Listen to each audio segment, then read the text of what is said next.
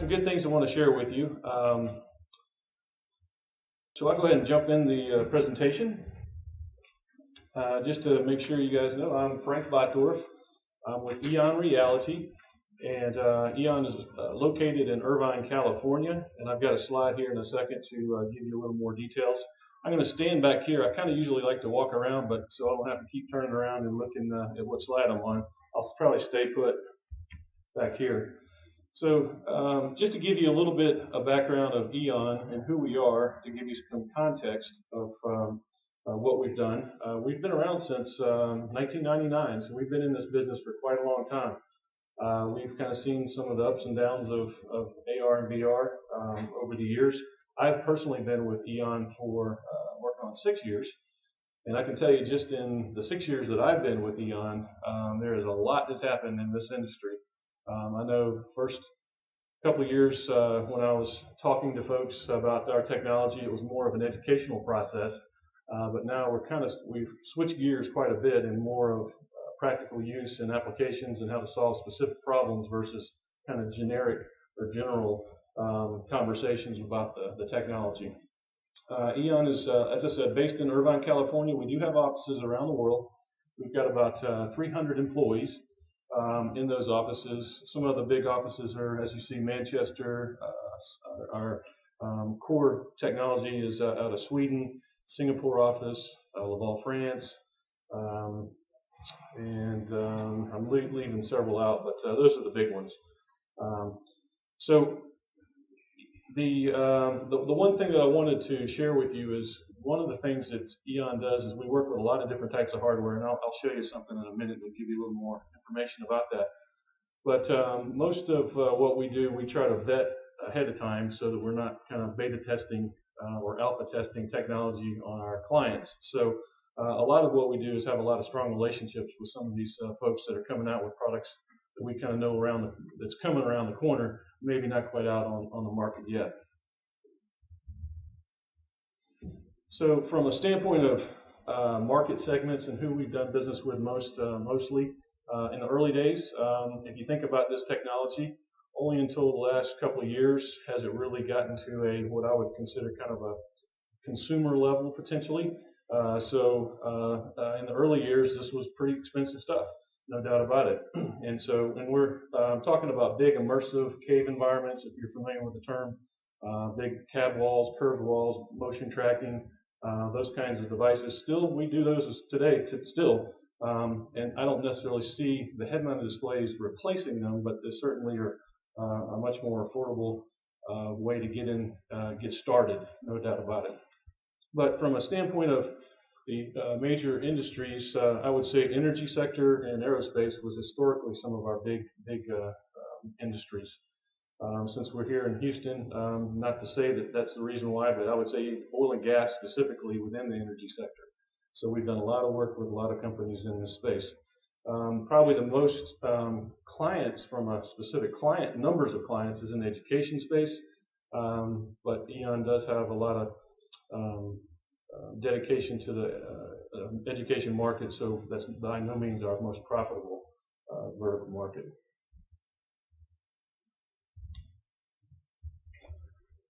So these are about as many logos as I could get on a slide.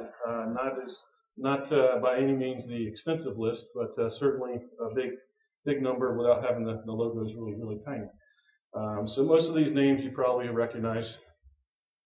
And then we've got, similarly, we've got about 230, probably more like 250 academic clients now. And again, these are around the world because Eon, while we're based in Irvine, we do a lot of business outside of the U.S. as well. And from a technology standpoint, most of these solutions are not one source. We're, not one manufacturer, developer, whatever, can provide you a complete system in the nuts, soup to nuts, and actually be the manufacturer of it. So we partnered with quite a few folks. Pretty much if you're in this space, we have worked with you now or have worked with you over the years as far as the both hardware, software. And when you kind of when I talk to people about what it is we do, if you were to go to our website, got a great website, by the way. A lot of cool stuff there, but it's kind of hard to kind of get your head around exactly what is it that you guys do. And so this kind of helps boil it down to we're a software platform, first and foremost, both the content development side as well as the rendering side. Then we play pretty much agnostically with most of your hardware out there, whether it's HMDs, whether it's HTC Vive. Actually, that's what we're showing out in the expo area is a demonstration with we did for ExxonMobil using the HTC Vive.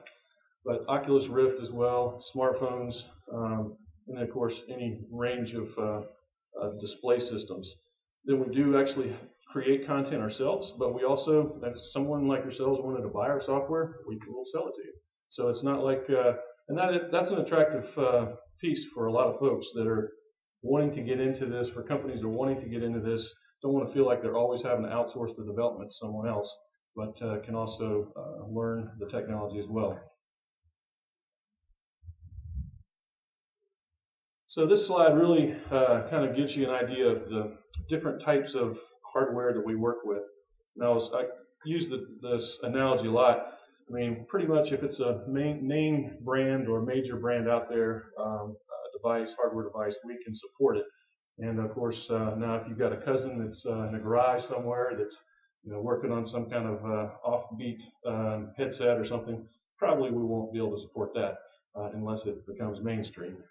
This is another view of it. I mean, it really does go the gamut from very immersive domed theater type systems with 4D chairs, more for the edutainment market, curved walls, interactive mirror. So it goes really across the board, all the way down to your smartphone that everybody probably has in their pocket. So we do a lot of almost, I would say. There's usually, most of our projects have a smartphone component to it these days. Maybe not the entire training program possibly, or depending on what the project is, but there's usually a smartphone component to it. So this is a video I'll run real quickly. It gives you just a taste of some of this, if you're familiar with this technology, it's something you've seen probably plenty of times. But maybe not.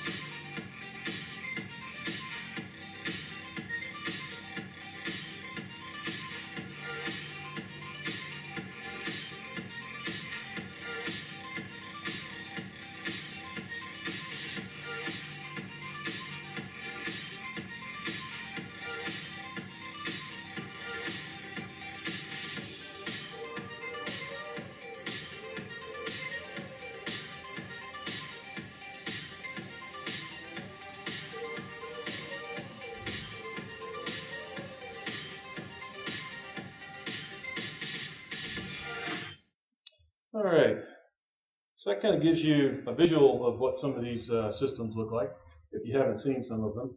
Pretty much most of you, I mean, the head-mounted displays probably everyone has at this point, but some of those other systems, maybe some of you haven't seen before. So I don't know how many of the other presentations have gone through some of the industry trends with you. I don't want to necessarily repeat some things that you've heard before, but this there's quite a few industry reports. They're all over the board, but when it's all said and done, they're all saying that AR and VR is here, not just as a fad, but it's here to stay. And actually, Goldman Sachs, who is a big investment firm and bank, they're investing people's money. They're finding it's not just they're looking for products to use. They're actually helping people, find new businesses to invest in. I think that is a big signal in my mind that where this industry is going. Currently, they've just recently they came out with a report earlier this year, and now they've come out with a revised report to that earlier report, upticking it another 15 billion. So by 2025, I've seen reports that have much more grander picture, and maybe not quite as grand a picture as far as the market goes. And of course, you might be thinking, if you're kind of the end user of this technology, well, that's great for you, Frank, and your company, but what does that mean for me? Well, I think that means that you guys, if you're sitting here today, you understand that this has got a lot of potential. So this technology. So I think that's, and you're not the only ones. So there's a lot of smart people that have been doing a lot of analysis of this market. I've got a few other things to share with you. Citibank, now this is going out quite a few years to 2035, but they see this as a $1.3 trillion business. So that's big numbers there. This was a report, this was part of the Goldman Sachs kind of breaking down the industry currently, where it stands. And as you see, the video game, not surprisingly, is 11.6 billion of the current market, which is taking a big chunk of the pie there. Interesting enough, healthcare is kind of the next big one. General industry, they don't really break out a category for that, which is kind of what this particular conference is about. But I really think that's going to be one that hasn't been factored in here as far as going forward. And I think this is kind of an interesting stat right here that I found. Within the next 10 years, smart glasses are going to outsell smartphones. So I mean, that's pretty incredible. And of course, everybody's heard about Oculus Rift and being bought by Facebook. That's really kind of one of the sparks, I think, that got the AR and VR market back, kind of back on the forefront of people's eyes and minds. And this is Mark Andreessen, who's he was, if you guys, depending on how old you are, Netscape was a browser very, very popular years ago. Not really around anymore. I think it was been bought and bought and bought. But he was one of the main guys. He considers this virtual reality on the scale of that of a web browsers. So I think, again, a lot of smart people, a lot of successful people seeing how this industry and where it's going. Now, this is about as many of different headsets as I could put up on a slide. And there's, number one, Eon is very agnostic, so we support really all of these.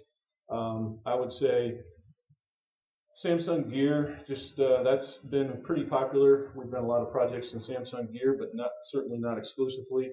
HoloLens, probably everyone knows, that's come out earlier this year. There's another product along the same lines, ODG. These are all great products. We've done, those are, these last two, HoloLens and ODG, are more on the augmented reality as far as the glasses go, versus the other ones are more VR glasses. And of course, these are like where you would slide your phone in, just kind of a more durable version of the Google Cardboard. And actually, I've got the Hamido is another one right here that you can. I didn't bring them here because I'm not going to make y'all come by and see me. But we've got some of these we can give you. Basically, these are like Google Cardboard, but just a little handier, a little more, less put in your pocket, in other words. So invariably, people ask me, so which one do you recommend? And well, this was a June 15 survey, so it's, in the scheme of technology, it's old news. So I don't know that I would necessarily glean a lot from this at this point, but Oculus Rift obviously was it was still buzzing from the purchase by Facebook. So this gives you an idea, at least, of over a year ago what people. I couldn't find any more statistics any sooner than that. Now, I wanted to show you this. I don't know how many of you are familiar with a cave environment. We call them iCubes. And the reason why I'm showing you this now is because everybody thinks of, when you talk about AR or VR, you immediately think of head-mounted displays. And that's certainly a big piece now, but that's not the only thing. This is Computer Augmented Virtual Environment, CAVE, that's what that stands for. The way we filmed it, we turned off the stereo 3D just so it's not a blurry image when we're filming it, but you get the idea. And if that person wanted to look up underneath that helicopter, they could squat down and look up, so we have motion tracking going on. And from our view, we can see the seams.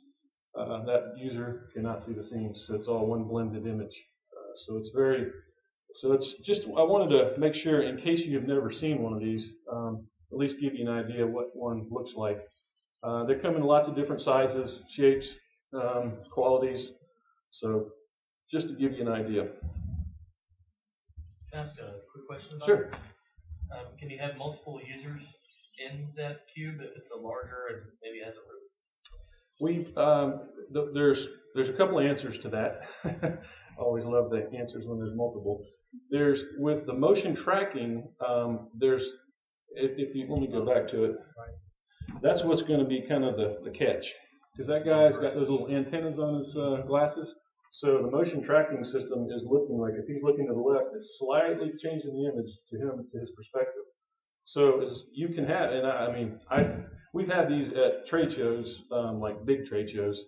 A couple of years ago, we joined forces with Panasonic, and we were packed and had probably 10 people kind of doing a semicircle around it, while one person's kind of the driver. That's ultimately the answer to your question. Just as a side note, that trade show, we had people coming in, and this was, I'm trying to remember what it was, out in Vegas, but they were serving beer, and a lot of people were having fun coming this, and we had a virtual roller coaster ride, and literally people were falling down, and there was a couple of people that had a beer sitting there going like, and it just went all over me. I said, all right, that's it. No more beer near the booth. So anyway, okay. So Eon's philosophy in training is, and one of the things I would probably say 70% of our revenues come from training related projects, but certainly not exclusively. And it's kind of widening out now, in particular, over the last couple of years, that we're doing more marketing. There's a lot of sex appeal to this, a lot of novelty to this technology. So a lot of trade shows still are interested in this kind of technology. And sales people being able to put big pieces of equipment and send them out in the field, be able to put on a Google Cardboard and look at the piece of equipment through this. But some of the main things that we focus on when we're looking at projects is trying to get it as realistic as possible, but obviously budget is going to ultimately dictate how realistic it looks. You can spend forever on a project, make it really, really nice, but it's kind of like the diminishing returns at some point. You gotta be able, and you gotta have it functional too. Being able to, the more high quality is, the bigger the models are probably going to be. It's just so there's lots of involved there. We've definitely found being able to repeat over and over and over increases that retention of the information. And one of the things that people, I think, kind of skipping down to this, interactive, that, in my mind, is the key to this technology, is that interactivity. 3D is cool, but it's helps, it makes it look pretty real, but that interactivity is what's going to make the bulbs go off in people's head, make that concept that you're trying to get across to them crystallize. Eon does offer a multi-user version, so it's kind of getting into that gaming version, I guess, if you will, where you can actually look and see and be in the same work environment and actually have team training. Team training being able to have, for instance, a project with ExxonMobil that we did. They have a console for the control room, but then we've also connected one of our iCubes or these caves to that console simulator, and so you're actually having a technician walking around out in the plant. So we're connecting that and making it much more real versus just an individual person in the cave and an individual person at the console trainer. Does that make sense? Is this stuff good for you? Am I covering some information that's interesting? Okay. And then the last one here, it's kind of maybe some of the back you can't see that. High dollar, high risk training. Obviously, you can make things blow up, catch fire, safety training, those kind of things. I think are very are kind of low hanging fruit as far as the types of projects. So when it's all said and done, I mean, and we've actually kind of modified our tagline of our company quite a while ago to knowledge transfer. I think that's really what it boils down to. What in this kind of, by the way we do that is through VR and AR technology. And this is an interesting.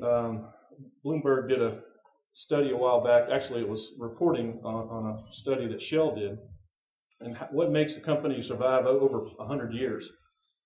And they basically came down to the point of it's all a matter of how easily and quickly they learn, which is getting back to knowledge transfer. So that's something I thought I would kind of throw into this conversation, just to from a long-term perspective. I think that there's a lot of value there.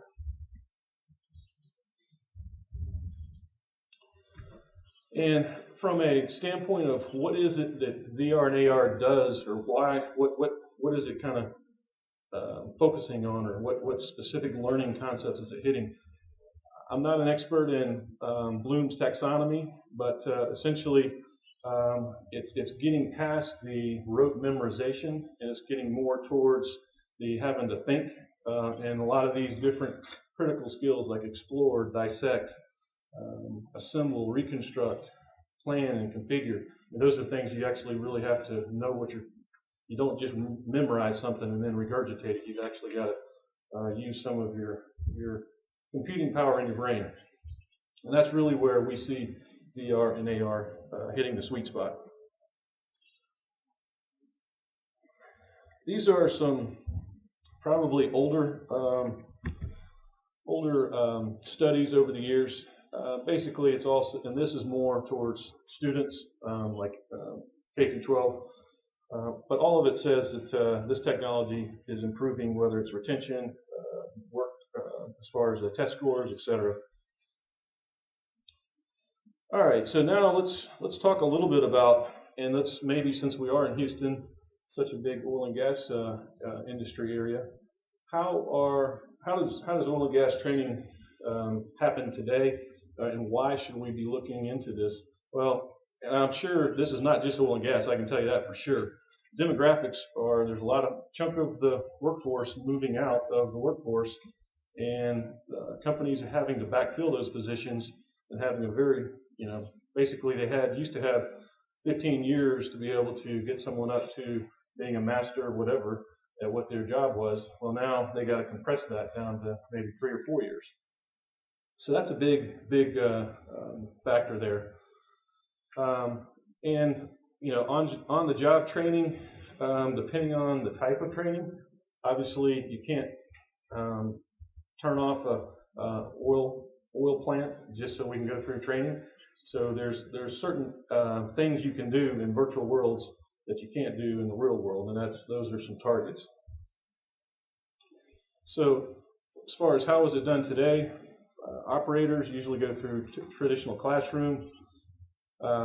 Console operators have their own console. Then they have a simulator here.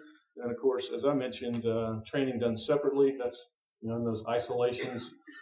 It kind of reminds me of CBT training. I'm old enough to remember CBT training, but it was coming along and it was very boring stuff.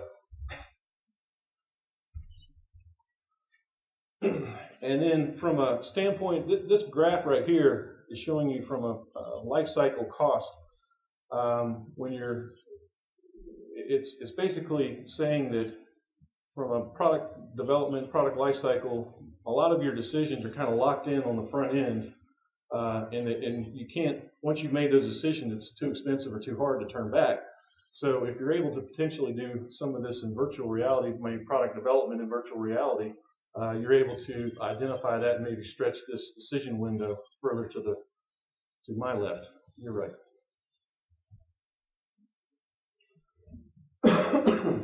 Pokemon Go. Anybody heard of that one? Yeah. Has anybody talked about that today? No. Okay.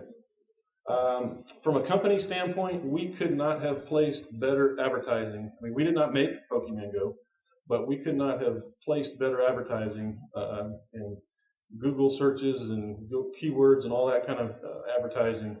This has made our phone ring off the hook, and our email boxes go crazy.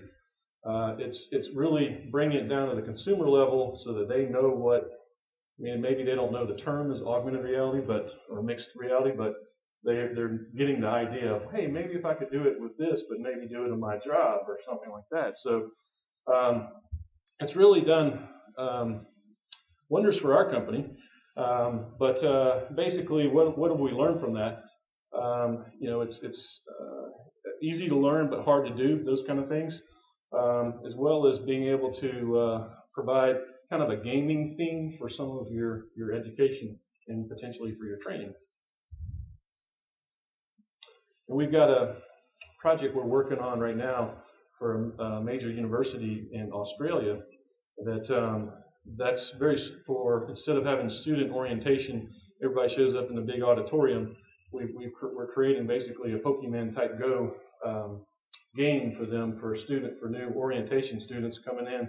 This is one of the biggest in Australia. They have waves of these students coming in different orientation sessions. But that's part of what they do is go around campus, and we're using geolocation, being able to help them know where where the student center is and where the cafeteria is, those kind of things. So this is a specific case. This is Atlas Copco, and based on service technician training and operator training, using VR and simulator training. I'm sorry, AR. You can see that 12 times faster, 2.7 times faster, cost savings are huge. And this is really kind of showing the evolution of where this type of training is now and where it's going. Down here at the bottom, it's more your traditional classroom, maybe remote training, maybe getting into virtual classrooms with presentations with video conferencing. Then you get into the next level of getting into e-learning. Then you get into the simulators, virtual reality, and then that last item, getting into augmented reality.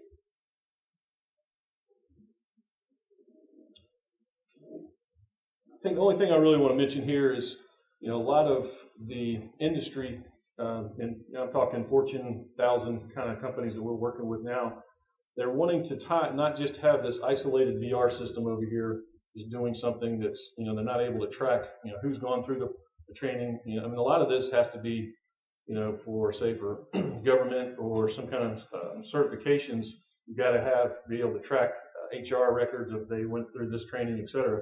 So we're really starting to see more and more customers interested in an enterprise-wide VR and AR technology solution. And that's one of the things we can offer as well. So this is maybe some of the more fun aspects. What kind of time we got left? We got plenty of time. Talking about, it's one thing to go out in the expo area here and look at demos. And you can probably make a demo look pretty cool and make it look pretty good. But it's more interesting in my mind to see actually how customers are using this technology in real day-to-day life. Not just in a demo scenario. So so I'm going to go through, I don't know, as many as we got time. I've got about probably 10 of them to go through maybe, just to give you some highlights of it. But this is, Festo is a German company, huge company. I'm not sure what their revenues are, but in the billions. And this is, they have a wastewater and management division. And so we've developed this simulator to help them train, and this is more actually at a vocational kind of level, so vocational schools, particularly in Europe. So this is, and we are offering it here in the U.S. as well.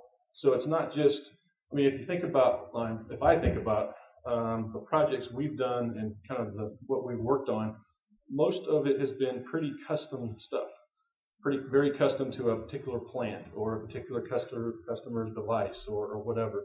And our company is kind of seeing not totally turning, but we're seeing a little bit that we're wanting to develop some content that can kind of be off the shelf, so to speak. And so that's what this is right here. It's going to go through a lot of the theory, a lot of the concepts in a fictitious plant, a wastewater plant, so it's not a specific plant. Anybody had Chick-fil-A before? No? You've never had Chick-fil-A? I'm sorry.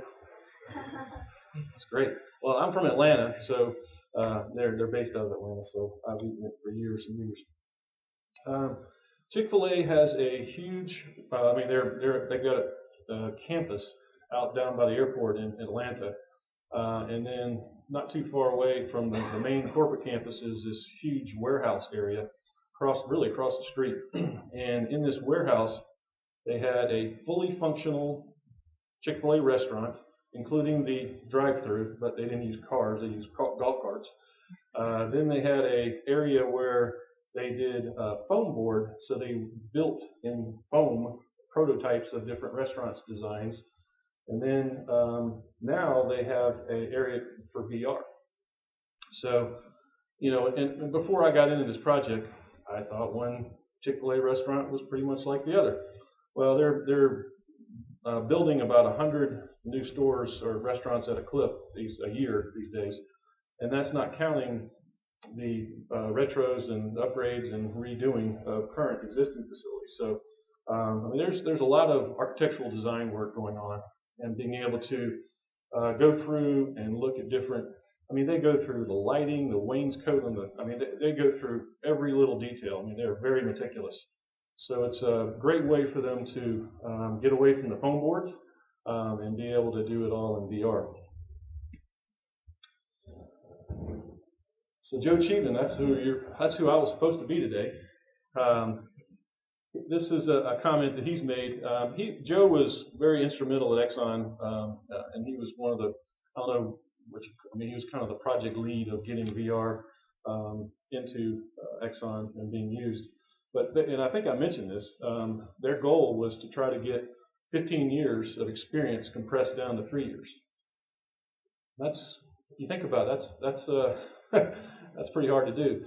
If you also, while plants are getting better and better, a lot less failures. You hear about disasters a lot, and unfortunate circumstances, but a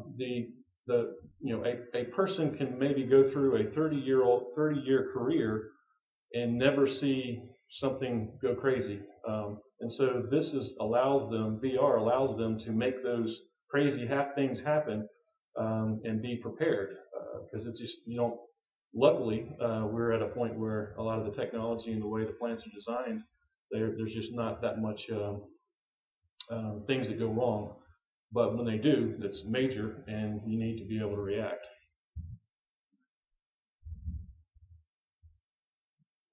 George Matos is principal at Blue Marble 3D. This was another project in the food industry, developing and creating different plans and virtual walkthroughs. But basically, it's a fraction of the cost of building a physical mock-up. That's one of the things he came away with using this technology.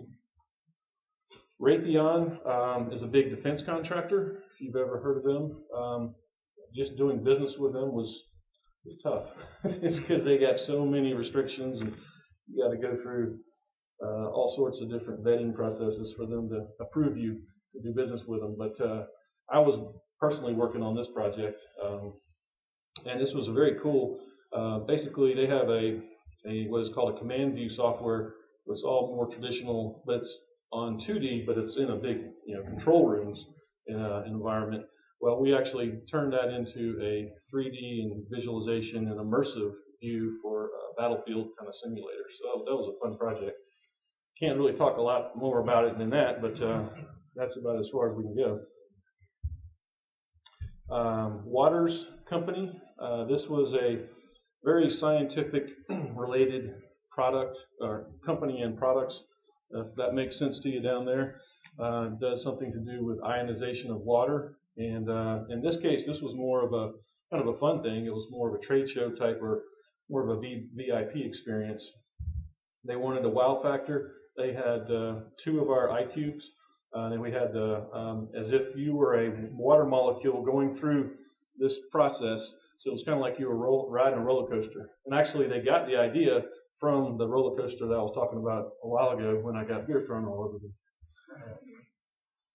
So, but that was a fun project as well. ExxonMobil, we've developed, we've done a ton of different projects with ExxonMobil, but we've come up with this 3D operator training simulator, OTS. And as a result, we've actually licensed it back from them, interestingly enough, so that now we can offer this to others.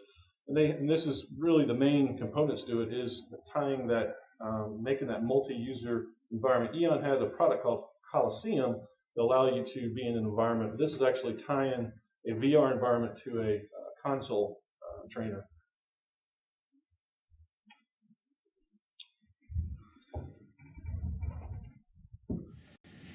Eon Reality is a world leader in interactive software. As an example, Eon developed this training module for BP. This simulator allows BP operators to perform the correct procedures for risk assessment, isolation execution, and reinstatement. Eon created a highly accurate model of a typical work facility with environments and equipment that is immediately familiar to operators. Using navigational blueprints, operators must locate specific equipment and perform a variety of tasks, including walkie-talkie communications and the proper selection of work tools.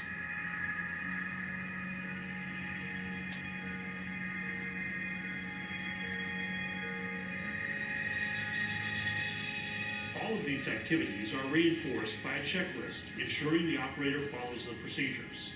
Eon presentations are fully interactive, and modules can be programmed with random events, allowing operators to demonstrate problem-solving skills.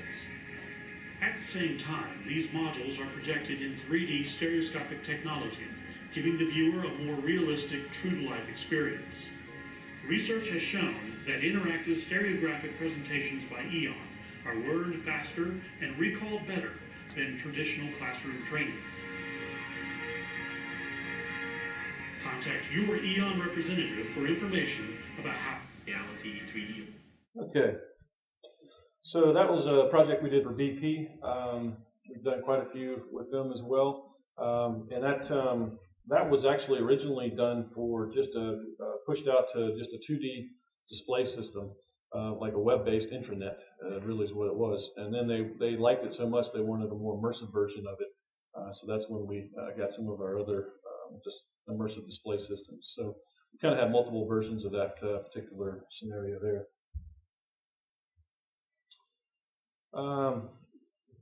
This is another, since we were in Houston, I was kind of focusing on the oil and gas folks, maybe a little too much now that I'm going through it again.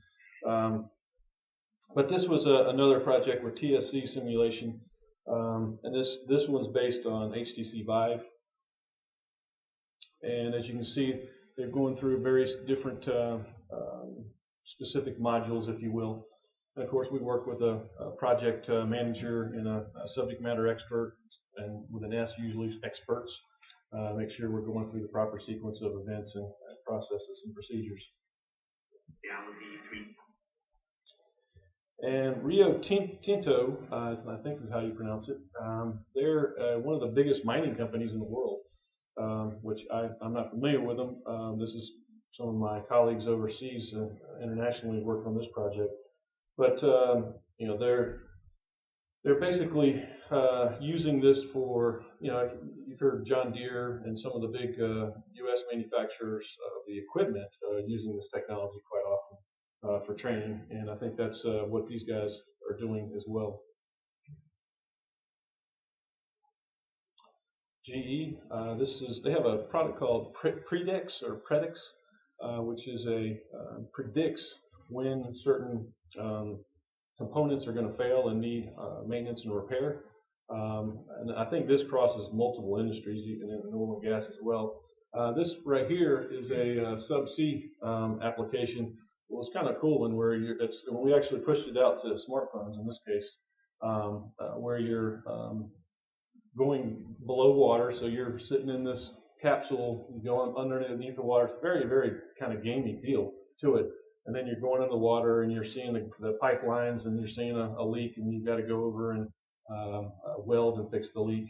So that was kind of an interesting one. But that's been one that we've had multiple projects going on with them as well. This was with GE Software, but I've actually done a project with GE Oil and Gas as well. And this is going to be, a lot of the names that I've been using today are pretty household names for companies that we've done projects with.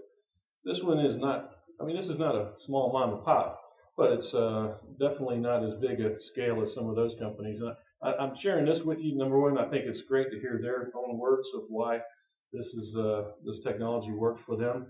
But it also shows that it's, scaling down into smaller companies that are able to afford this. This is actually several years old now. This was actually, we worked with this with one of our partners on this. So you're going to hear a company or an organization called Southern Institute of Manufacturing and Technology. They're out of South Carolina.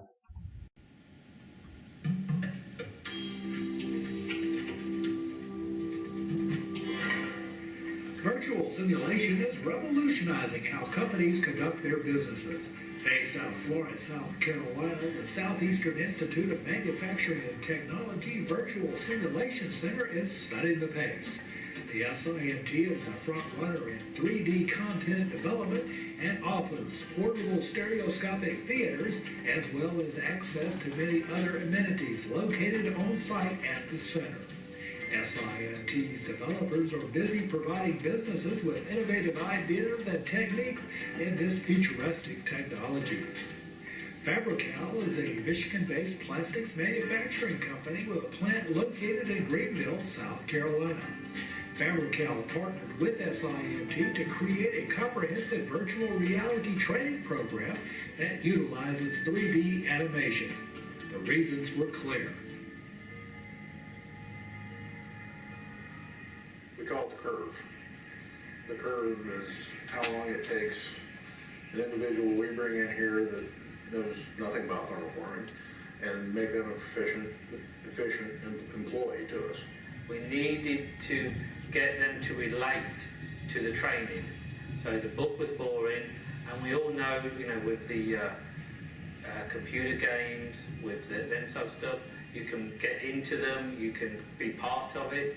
So that's why I thought that we needed something like that they could come in here, go on it for an hour, 2 hours, whatever, and feel, be able to experience what they would see on the floor.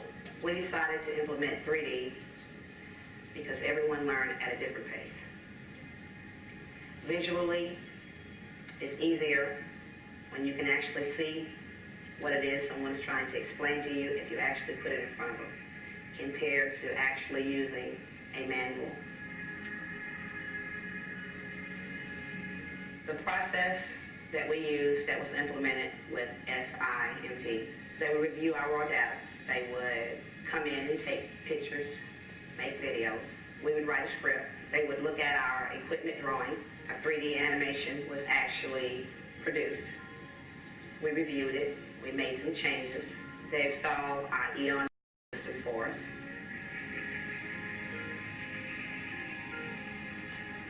The knowledge on the floor is key for us running, and we have new people coming in all the time and getting them up to speed.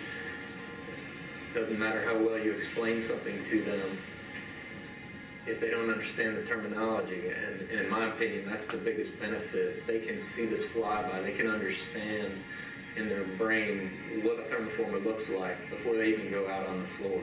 Because it is accessible 24/7, I don't have to bring somebody in on overtime or classing to be taught. So I don't have to pay overtime. I don't have to bring a tutor in. They can come in this room at any time they want, or even in offices on the floor and watch this simulation. Just on the safety side, you know, you only need one accident on the floor and you've paid for 10 of these in 1 year easily. That's the biggest part of it for us. You know, you can get your safety message clearly through. The reason we did all of this was really self-serving. We want to create a place where 10 years from now, if our employees want to work here, there's a viable place to work. And I believe the foundation of that needs to be based on our training. That's what's going to make us effective 6 months from now. That's what's going to make it effective 6 years from now. So the 3D animation, we feel, is going to give us a leg up. All right. Well, one more time. All right, I only have a few more minutes, but I thought I'd at least share with you where we think this is going, you know, kind of what's so far really most of my conversation has been on the front end of, you know, training people how to do their jobs. Well, this is really where we see the smart worker, where you're actually using this technology, using smart glasses to do your job. And I think that's a big difference. And you know, there's some folks out on the expo floor, I think, that have some of these. I certainly encourage you to go take a look at them. Personally, I think it's, you know, a little early for this, but not horribly early. But I think this is definitely going to be within the next 3 years or so, definitely 5 years. We're going to be able to start having workers being able to, as you see, there's like barcodes and QR codes up there, being able to use this to do their job day to day. And I think, you know, this is from our standpoint, a company standpoint, and a revenue standpoint, we see this as a huge untapped market right now, and that we're aggressively going after it. So with that, I'm going to say that's enough for my presentation, but certainly want to open it up for questions if anyone has some questions.